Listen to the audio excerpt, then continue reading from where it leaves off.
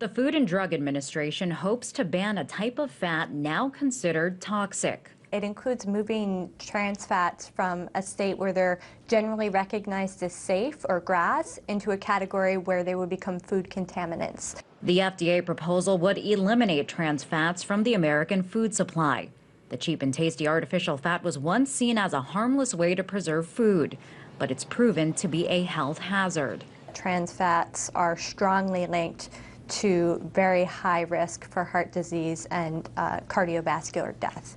So there is no safe threshold for trans fats. Any amount is considered too much by the World Health Organization. Getting rid of trans fats is expected to prevent thousands of people from going to the hospital. According to the Food and Drug Administration, the restrictions would prevent 20,000 heart attacks and 7,000 deaths each year. Trans fats have been on the decline. Major fast food chains have replaced them with other fat sources. In 2008, New York was the first city to ban them from restaurants. The move faced resistance, with some consumers seeing it as a sign of becoming a nanny state. I hate regulations.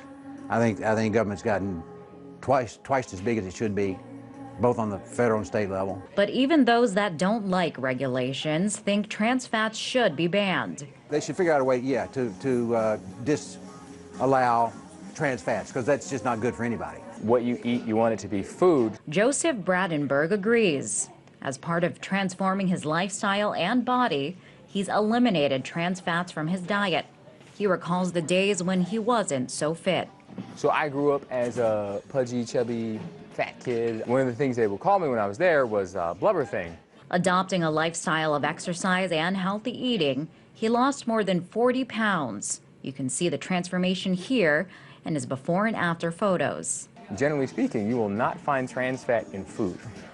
You know, it'll be in this processed thing that you'll find on the shelf that can never go bad, but if it can't go bad, it cannot be very good for you. That means getting more of your diet from these aisles and staying away from items like donuts, fried foods, and processed foods. I mean, you have to read labels. But experts warn labels don't always tell the whole truth. Even today, when something says it's trans fat free, it only means that it has less than half a gram of trans fat per serving. So the serving size could just be less than half a gram, and it can be pure trans fat. And even when trans fats are eliminated, they're usually swapped with saturated fats. Those fats aren't healthy either.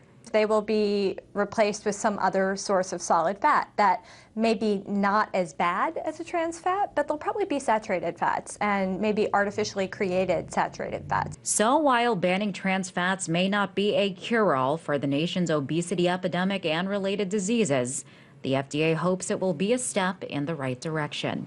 In Washington, Liz Wahl, RT.